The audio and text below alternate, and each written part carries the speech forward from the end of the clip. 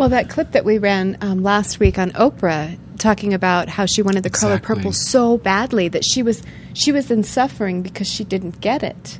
She hadn't gotten it yet. And so she came to a place of absolutely surrendering and saying, okay, I'm done with this. You know, the way she put it, it was like, Lord, just take this away from me. And she sang that beautiful song, I Surrender. Mm-hmm. Yeah, that was really beautiful. And as soon as she did, boom, it was there. So... And one of the things we're going to be talking about today is limited belief. And limited belief is really just being attached to our story. And again, it's your belief or your story that creates all that attachment. You know, you just keep thinking about it and thinking about it. You keep telling yourself something, and then that just keeps becoming your experience over and over and over again. So it's your story that's actually running your life, and it's your subconscious mind that's the acting out part of our experience. So our subconscious mind, which we're going to talk about today, is where we hold all the limited beliefs. And all that programming that's keeping us stuck or moving us forward, it works in both ways, both directions. When we talked last week about the secret behind the secret, this is actually one of the things that I speak to my clients about, because they say, well, I've thought over and over and over again about having this new thing or moving towards what I want, but I feel stuck and I don't understand why. Now, as Reverend Michael Beckwith said in his interview, the movie The Secret is a good starting point to begin to get this idea out to the general public. But one of the things that they don't talk about is the limiting beliefs we hold in our subconscious mind that Mitch has been talking about, that actually we may not even be consciously aware that we're running over and over again, that's actually negating what we're consciously intending or wanting and saying, I want this. And I know for a lot of people this sounds a little bit deep and a little bit complicated, but the truth about it is it's all those yeah buts that you keep telling yourself. I really want this. Oh, yeah, but I don't really deserve it. Or yeah, but I can't afford it. And we just switch from our desire and our intention to all the reasons why we can't have it. Right, exactly. And, you know, I know that we hear limiting beliefs all the time. Actually, Mitch and I are trained to pick up limiting beliefs. And so when I'm talking to someone else and they're telling me their story, I begin picking up limiting beliefs. What's even scarier than that is when I'm talking and telling my story, all of a sudden I just hear it right out of my mouth, and I can't believe that just came out of my mouth. I didn't realize that was in there. So as an example, we actually do have some limiting beliefs. Yeah, we have some. And so you can, what the heck is a limiting belief? You know, you have a few that you'd probably like to tell folks about and see if any of these ring true for you. Yeah, there's some I have about prosperity, which I think a lot of people could kind of relate to, you know, the feeling of, I can never get out of debt. I know a lot of people are running that program. I'll never get out of debt. I'll never get out of debt.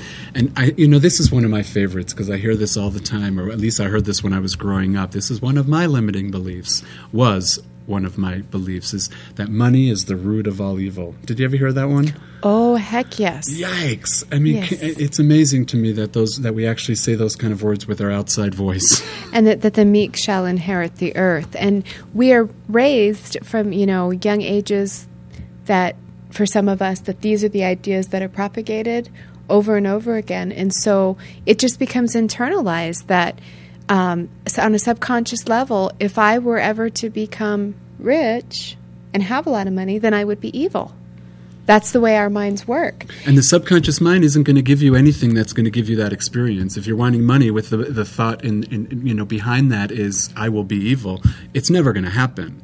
We're right. never going to give ourselves something that creates that kind of an experience for us. So there's such a duality in that. There's lots of conflict in that.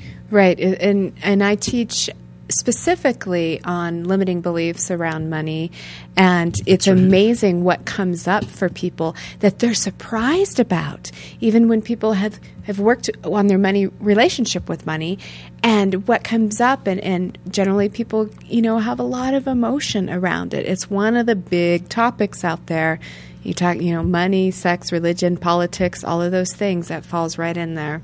Well, I know anytime it's just come out, whether I was having a session or I just hear, like you said, I just hear myself saying it. Well, that's not going to happen. I'm too stupid. It shocks me because there's a really negative emotion attached to that, and it never feels very good when I say it. In fact, that was actually one of my limiting beliefs. When I was growing up, I was a twin, and I'm still a twin.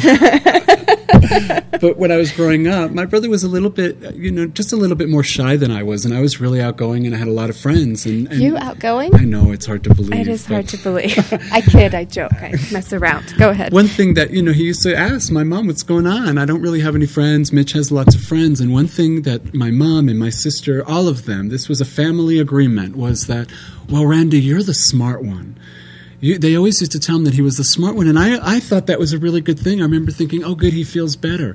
But the subconscious mind, now that I've learned more about it, is actually only reasons deductively. So as a little 5, 6, 7-year-old boy that thought, well, he must be the smart one, deductively, ... wow, if he's the smart one, I must be the stupid one. And I knew, I got straight A's. I remember looking at they put this whole plaque up for people who actually made the Honor Society when I was in high school, and everybody was sort of gathering around it to see if their name was on it. And I remember everybody was so proud of themselves, and I saw my name on it, and I remember getting this really yucky feeling like, oh my God, I made the honor roll.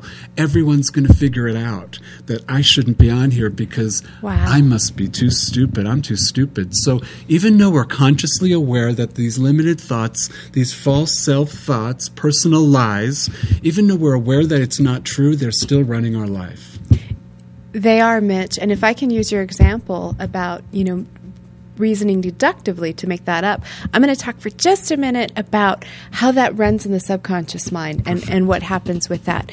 So when we come into this life, we're wide open to receive all of the information about how we survive in the world, because the subconscious mind has a lot of jobs, and we've talked about a few of them: seat of imagination, seat of emotion, seat of memory, but its first and foremost job is survival. Absolutely. Prime directive, survival. Keep us alive and move us away from pain to pleasure. Less pain and then pleasure if it's possible. And it doesn't matter if it's emotional pain or physical pain. Pain is pain is pain. So we're You can quote me on that one. In case you didn't realize that. Anyhow, I'm being very studious here. I'm in teaching mode, so behave yourself, Mitchell. Okay. So anyhow, we just moved from pain into pleasure.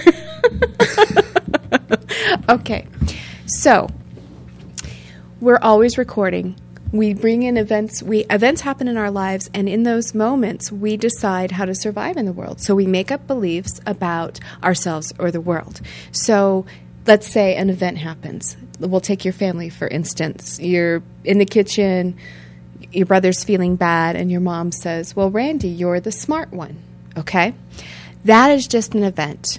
Just the facts, ma'am, as Sergeant Friday would say. Anybody who's standing out there could write that down and say, this is what happened. Now, in that moment, Mitch, you made up a belief that if Randy's the smart one, then I must be the stupid one. That's right. I either accepted it or decided it in that moment. In that moment.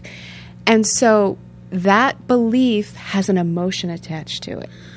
You're telling me, even just talking about it right now. Right, exactly. But the truth is you're brilliant, my friend. I know, and I'm sure everybody's aware of that. Exactly, because it shines through. Anyhow, getting back to the lesson. I'm sorry. It's okay. You're brilliant. I love you. So you have the emotion attached to the belief, and the emotion doesn't feel very good, right? It's a negative emotion. It's pain. It doesn't feel good. It feels bad. Brandy. That's right. So now that this memory is in your subconscious mind, the subconscious mind is also an association-making mechanism. So meaning that it's going to be generalizing and trying really hard to be efficient by saying, out in the world, does anything else look like something I've already experienced?